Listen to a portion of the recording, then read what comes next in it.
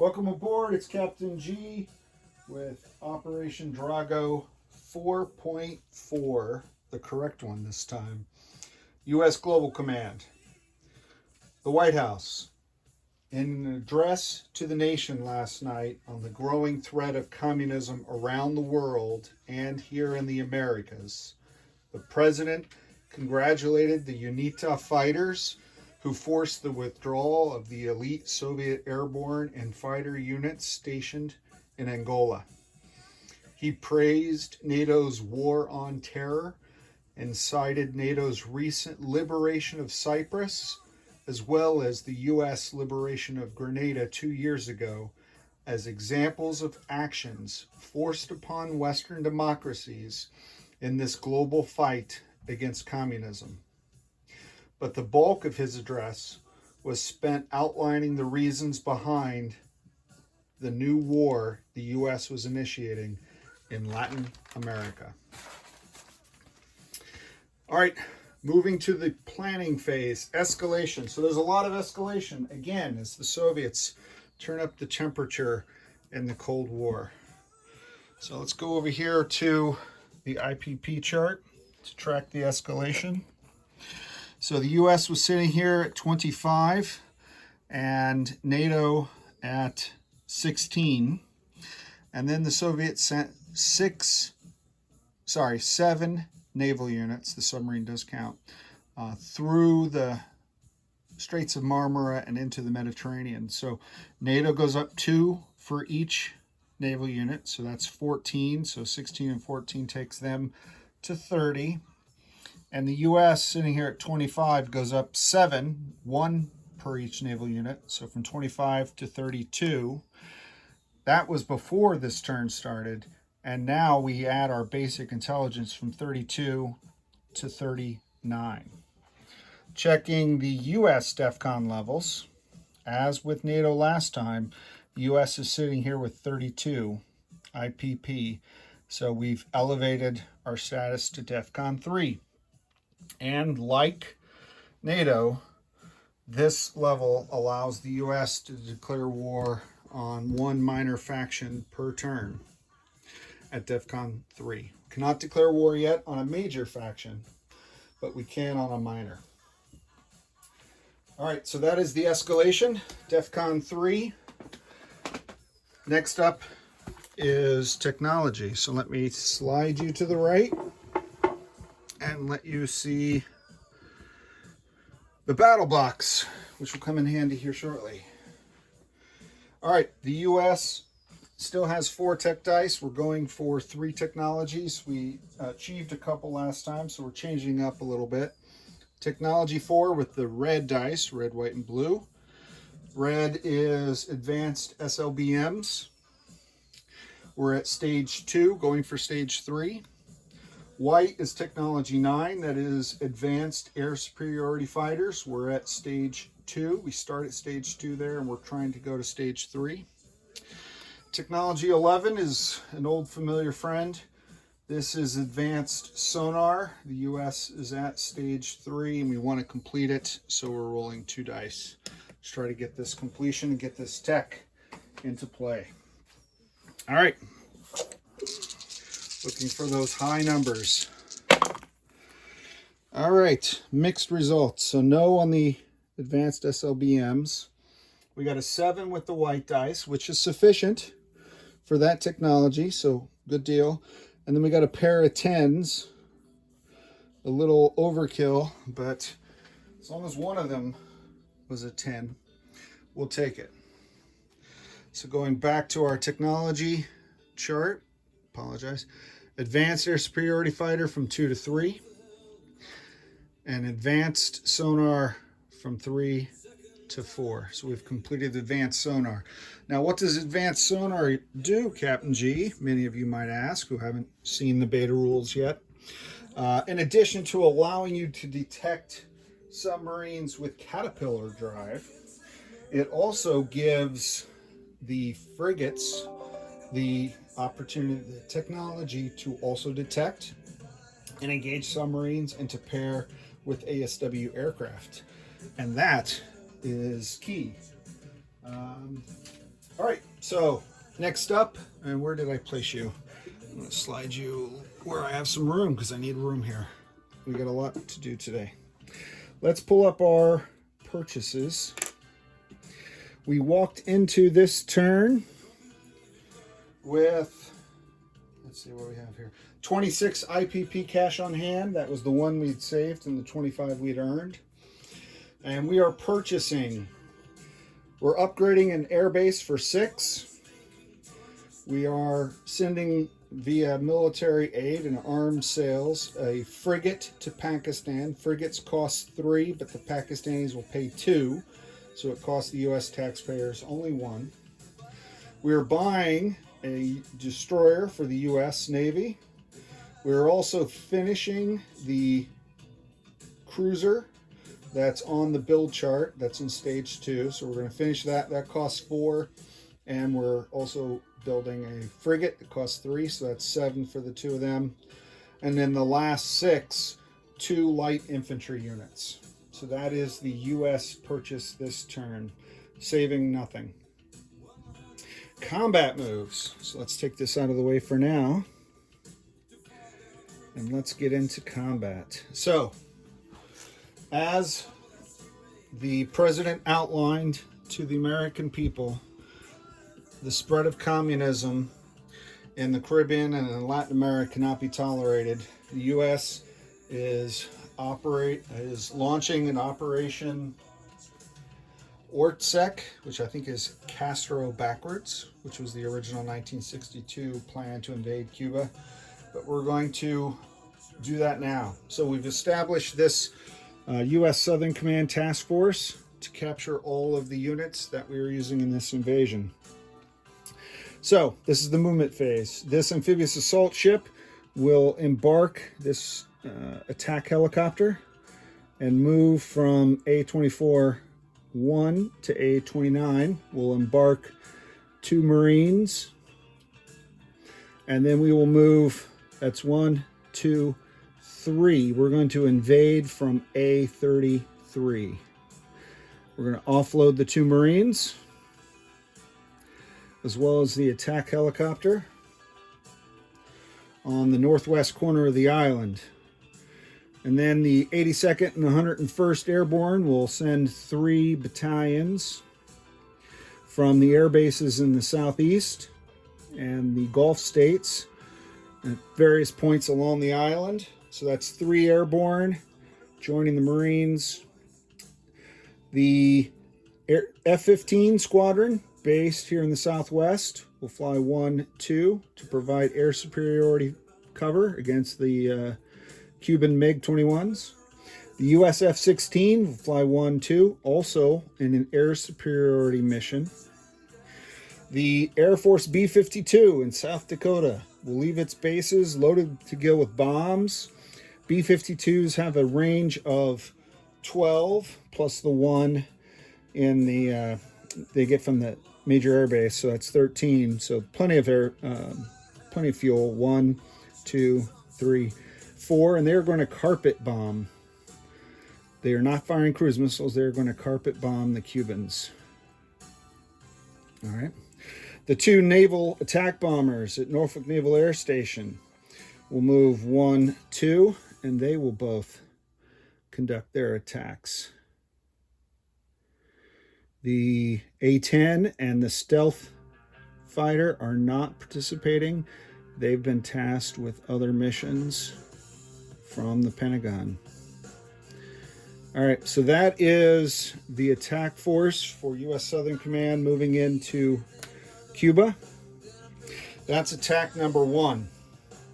Attack number 2, we are firing from this submarine, which is now finally at DEFCON 3 able to initiate a blockade of Nicaragua, because we're not invading Nicaragua, so we're going to blockade the port, and it's going to fire 1 cruise missile into Nicaragua. And then if you follow, Black 88 did this in First Blood, and I just thought it was a really cool way to demonstrate and not get lost on your account. So from Diego Garcia, Leaving the major air base, this B-52 will fly 1, 2, 3, 4, 5, 6 in the blow-up box, 7, 8, 9, 10, and have 3 movement left. And it will fire 2 cruise missiles into the Sandinistas. So that is the second combat. All right. That's all the combats. Let's do some other combat moves. We'll resolve them next.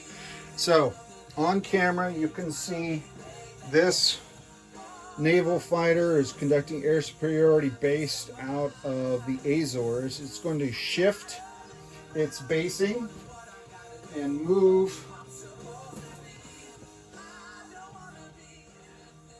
from A-19. It has a range of 2, 4, 1, 2. So it's going to shift 1, 2 and take up its basing here in A-24, but now operating out of the Naval Air Station in the Northeast. It's just shifting its point of air basing. This attack helicopter, this ASW helicopter will join it. Actually, no, it's moving 1, 2, it's going to go here. And then this naval fighter is going to do its air mission here. I think that is correct. Let me just make sure I place those markers where I wrote down to place them. Yeah, I thought that was right. A-24. So the helicopter and the fighter are both doing ASW in A-24. And this earphone listening device, that represents a SOSUS. So they're going to, which has the ability to defend the coast. Basically, you can fire torpedoes automatically with any submarines that come in. Okay, so those are the 3 there. Pivoting to the Indian Ocean, just to show you what we got going on over here. Sorry, I know you're wobbling around a little bit. I think the neck of my tripod's getting a little weak. So in I-6, the ASW helicopter on the Nimitz, that's the Enterprise Task Force, is going to begin ASW operations. And the ASW helicopter here on the Nimitz will base out of the NATO and conduct ASW operations. So it's not reliant on the ship. It's within range 1 of the Naval Air Station in Djibouti. And now that we're at DEFCON 3, we can move and interact freely with our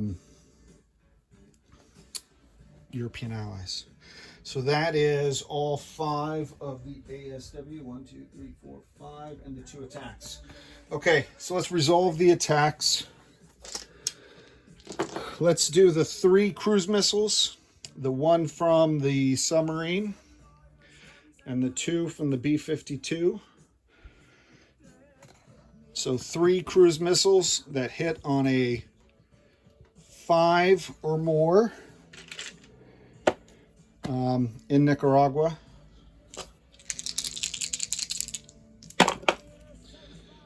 Five or less, 5 or less, luckily, because I rolled terrible. 1, 1, 3. So because I have precision guided munitions, I did not have to task a satellite into Nicaragua. I get land target select. I do have one available, but I didn't use it because I didn't need it. So I am going to, that's actually a very good rule. 3 cruise missiles, 3 for 3. I'm going to kill 3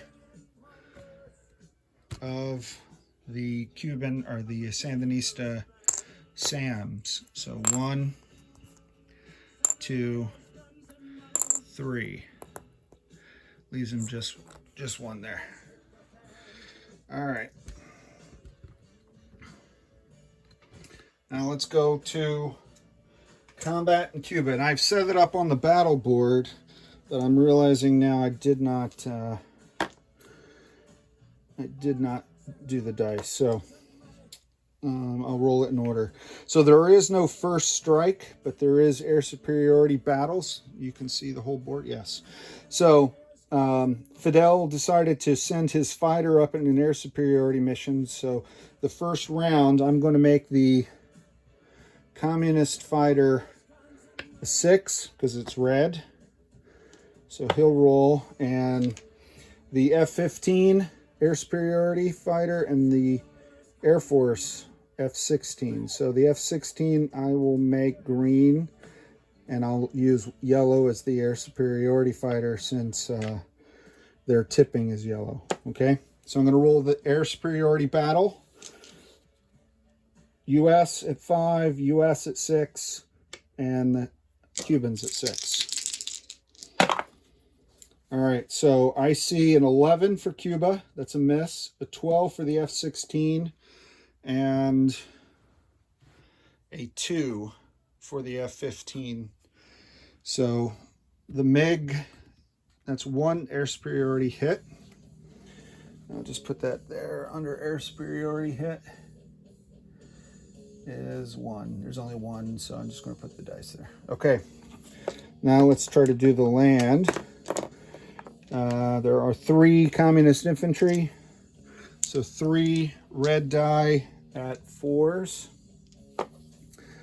Well, I'll roll them after. There's a lot of...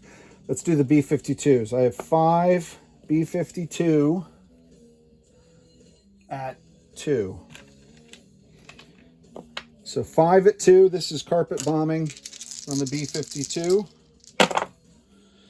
And there is a 1, 11, 12, 3, and 8. So that's 1 hit.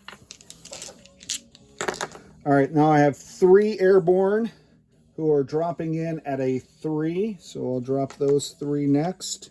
3 or less. 3, 6, 1. Wow. So that's 2 more hits. So I got 3 altogether. You can see that. Let me just... 3, 6, 1. So that's 2 hits for the airborne. 3 so far. I think he's only got 4. Let me do the 2 Marines attacking at 4s. They normally attack at 2. Amphibious, they attack at 3. And they have close air support from the Marine Corps attack helicopters. So they're attacking at 4s. 7 and a 3. So it's a 4th hit. And I think that's enough. I won't roll for the helicopter and the... Well, I better, because I may have done something wrong. Attack helicopter. I'll use orange for the bombers. And just do this real quick, because I think I killed him. Helicopter got a 3, so that's another one. And the 2 bombers at 7 rolled a 4 and a 6. So 2 more hits. So 7 regular hits. Cuba is dead on arrival. So I'll roll 3, 4. How many? 1, 2. I have 3 infantry on Cuba. Defend at 4. I mean, that's where I got 4 in my head. 2 hits. 1, 2. So I'm partial to the Navy Marine Corps. Sorry.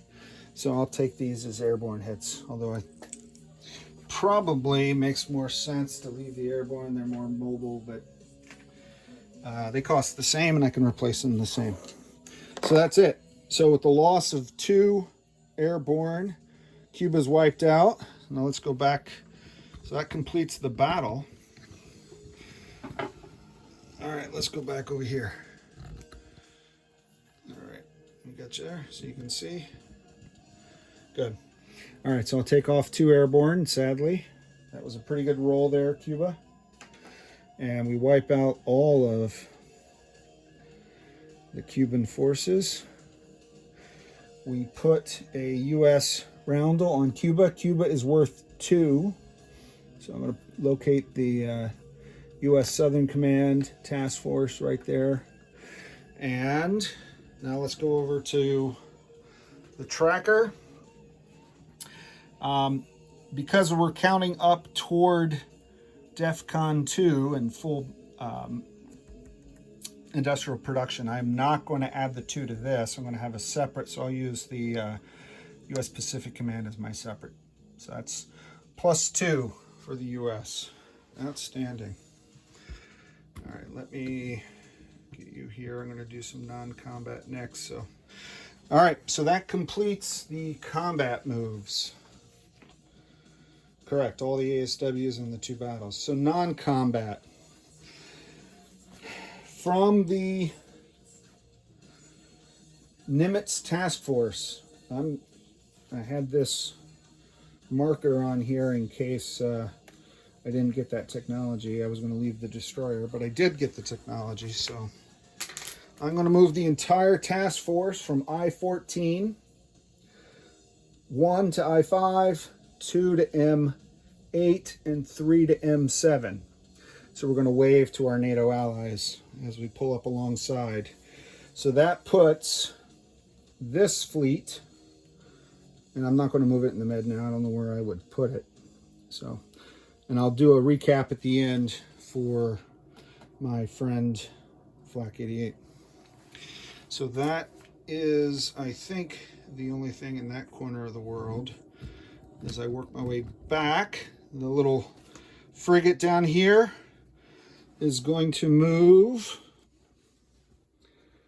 1, 2, 3 to I-4. And remember, it now has advanced sonar, so it can pair with this ASW helicopter to defend the oil tanker. Let me get this dice out of the way. Well, I'll be doing a recruitment roll at the end. Let me just get this out of the way.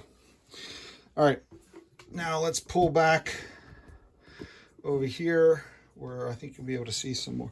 Let's land. So we had 3 fuel left on this B-52. It's on Cuba. It's going to go 1, 2, and land at the major air base in the southeast United States. The B-52 that, oh, that was the one that, yeah, that's the one that fired the cruise missile. Sorry, the one that's in Cuba. So let me go back because I did movement room. So from this C zone 1, 2, the B-52 that carpet bombed Cuba will go back up here to Dakota. She had a ton of fuel left. The air superiority fighter that went 1, 2 into Cuba will go right back to the air base. The F-16 will go to the southeast major air base, and the 2 naval attack bombers return to Norfolk Air Station. Okay, so that leaves these guys in Cuba. And get this off, get all this off out of the way so we can see these movements without distraction. All right. The submarine, remember, is not moving. Fired his cruise missiles, but he's just sitting there happily sinking any and all cargo ships heading for the Nicaraguan port finally. Now, in the southwest, sorry, I thought that was within. Within the southwest, there is the SAM battery. There is a major Army base that gives a 1+1 move. So they're going to move 1, 2, 3 into Quebec. The next gen MBT in the East Coast will sea lift out of this major port and go 1, 2, 3 and pull into Portugal.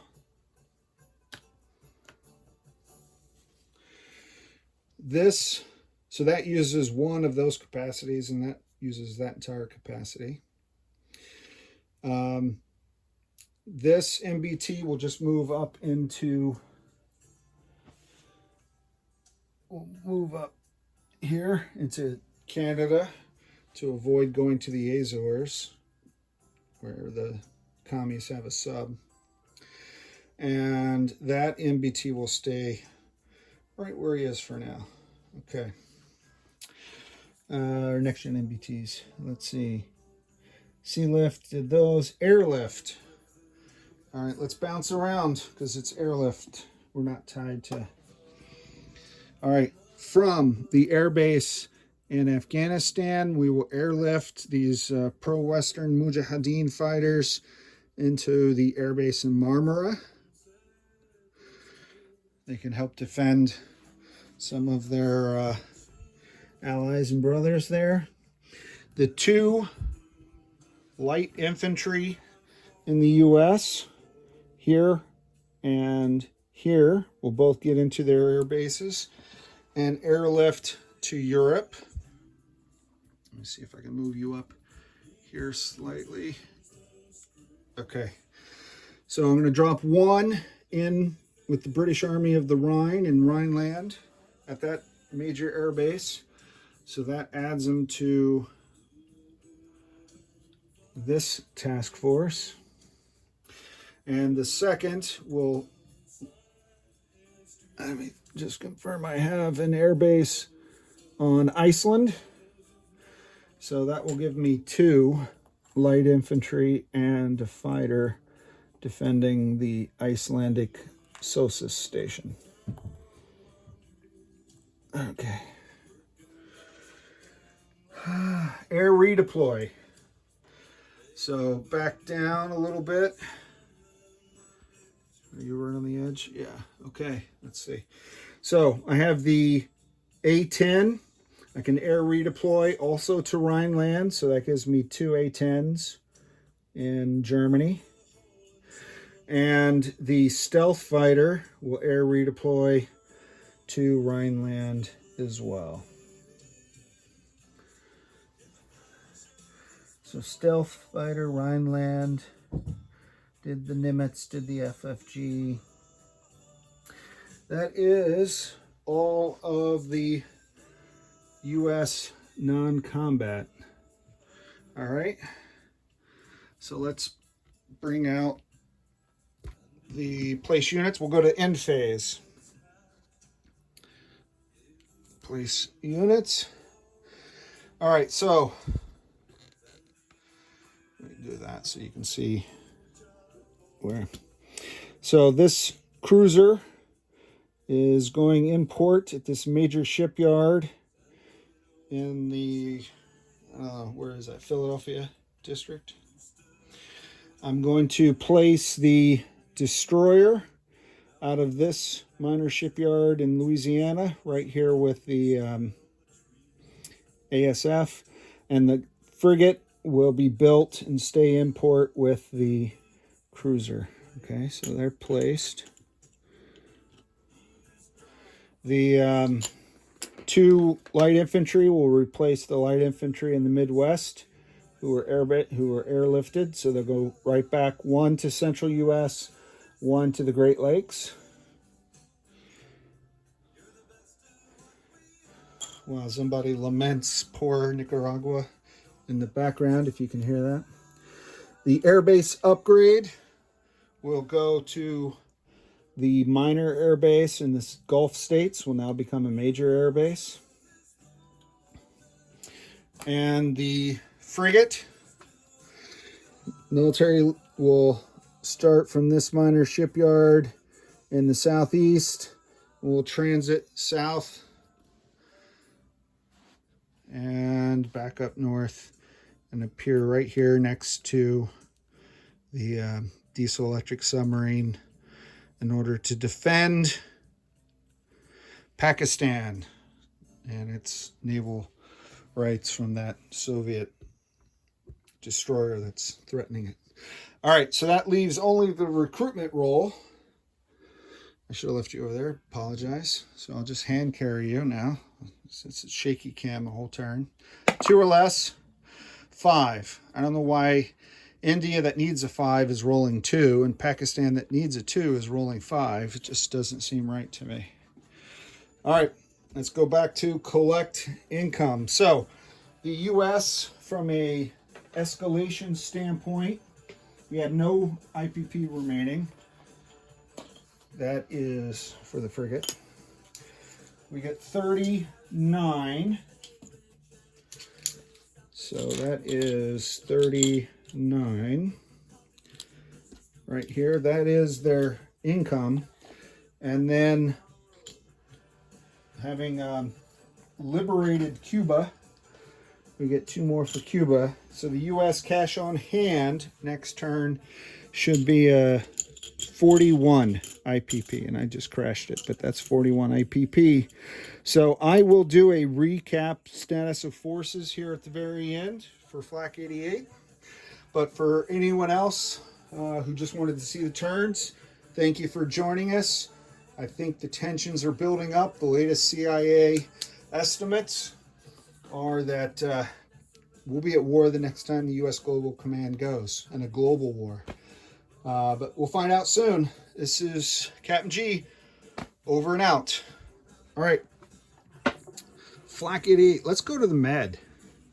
So the Nimitz battle group, I didn't change its composition, but let me just slide it in right next to the 6th Fleet for the U.S., or for NATO's. They're buddies. So in M7, NATO now has, or the U.S. has a supercarrier, a battleship, a cruiser, 1 frigate, 1 destroyer, 1 nuclear submarine, a naval air superiority fighter, and a naval fighter, as well as, you know, what NATO had. Obviously, there was no change there. In Marmara, pivoting slightly so you can see it, in Marmara, the U.S. has added to the A-10 that's already there. They added 1 light infantry unit, and you have the composition of the NATO forces there. No other changes really in the Indian Ocean, except for the frigate that came up around the Horn of Africa and is paired with this ASW helicopter. And you have the 2 that are already on ASW. So let's go look at the Americas and Germany.